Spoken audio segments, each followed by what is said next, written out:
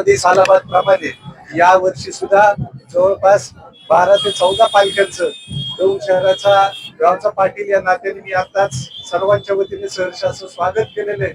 अतिशय उत्साहपूर्ण वातावरण आहे भाविकांमध्ये.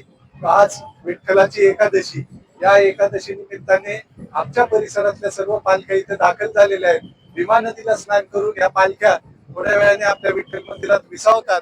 मी उपस्थित गावकऱ्यांच्या वतीने सर्वांच्या वतीने विठ्ठल चरणी प्रार्थना करतो की येणारा काळ आमचा सुखाचा समृद्धीचा जावो, भरपूर पाऊस पडो, आपत्तीजनक पाऊस पडू नये अशा प्रकारची भावना मी आपल्या सर्व ग्रामदेवतांपुढे व्यक्त केलेली आहे.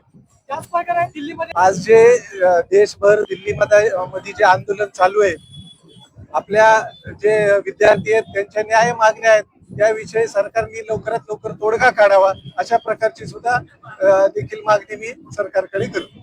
आज पालख्यांचं आगमन झालं. पालख्यांचं आगमन होताना सर्व समुदायाच्या लोकांनी याच्यामध्ये सहभाग नोंदवला आणि एक उत्साहपूर्ण वातावरण दिसलं. आपण काय बोला दौंडकरांचं? दौंड शहरांची ही खासियत आहे की सर्व जाती धर्माचे लोक, मग दौंड शहर हे एकात्मतेच्या भावनेने राहणारे लोक आहेत. तिथं सर्व जाती धर्माचे लोक मोठ्या उत्साहाने या ठिकाणी स्वागत करत असतात आणि हे स्वागत करत असताना जात धर्म भेदभाव हे सगळं विसरून सर्व जाती धर्माचे लोक या ठिकाणी स्वागत करत असतात. तालुक्यातील किती पालख्यांचं आगमन इथे झालेलं? साधारण आतापर्यंत 13 पालख्या आलेल्या आहेत. परिसरातल्या आपल्या ज्या दौंड परिसरातले ज्या गाव आहेत, वाड्या आहेत, वस्त्या आहेत, तिथल्या 13 पालख्या आज या ठिकाणी दाखल झालेल्या आहेत.